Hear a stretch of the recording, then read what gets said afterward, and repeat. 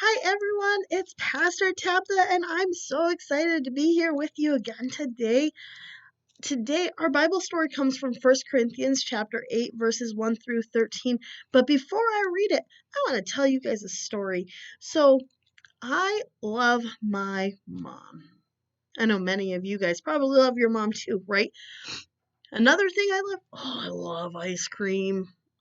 It's like my favorite food in the entire world. I could just eat a bowl of ice cream every single day. And I could, right? I could eat about nothing stopping me except for like if I don't have ice cream in my freezer, I could eat ice cream every single day, right?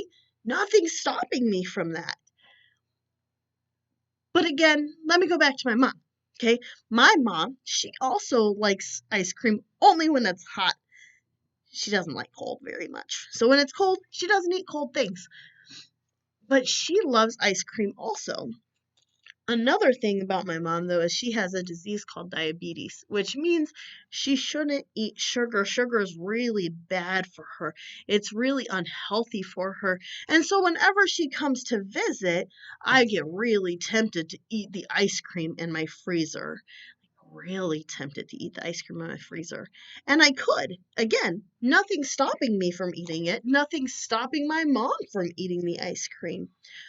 But is it a good idea for me to offer her ice cream when I know that it could make her really sick? Hmm. Let's read today's passage and see if maybe we can figure out if it's a good idea for me to give my mom ice cream or not to give her ice cream. All right. So it says this. The question keeps coming up about whether or not we should eat meat that has been offered to an idol. Should you attend meals or parties where this meat is served or not? Sometimes we think we know all that we need to know to answer these kinds of questions, but really, only love and knowing God can give us the answers that we need. We never really know enough until we recognize that God knows it all. Some people say that idols aren't real, which is true. There is nothing true to them. They're just statues. There's no other God but one God. There's our God, one God. There's only one God the Father and only one Jesus Christ. And through them everything exists and through them we receive life.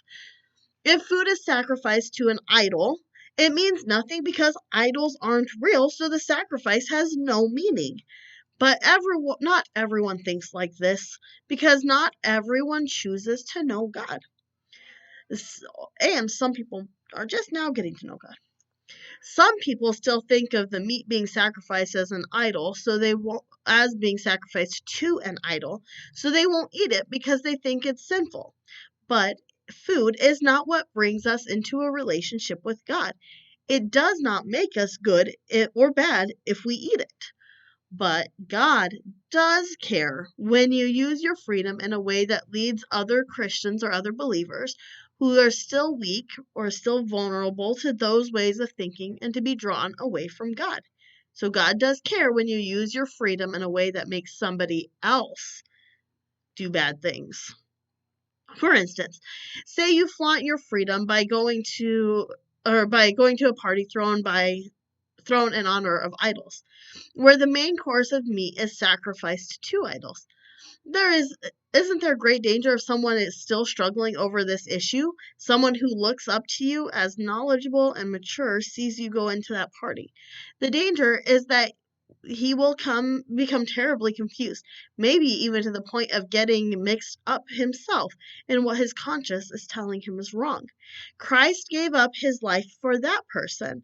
Can't you at least be willing to give up going to dinner for someone else who had problems eating where you wanted to go? Because, as you say, it doesn't really make a difference. But it does make a difference if you hurt your friend terribly, risking their relationship with God.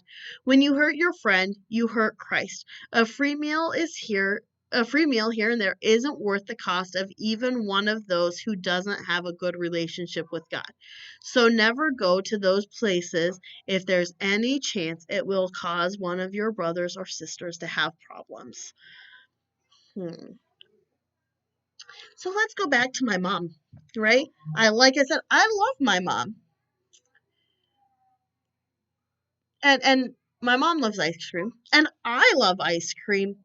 But is it a good idea for me to offer my mom ice cream when she's got diabetes? Well, not according to Paul in this passage, right? Because according to Paul, if I choose to give my mom ice cream and it will make her sick, then I'm choosing to hurt my mom. And I'm choosing by choosing to hurt my mom so that I can have ice cream, it's telling her I don't love her. And it's telling God I'm choosing to make her do bad things.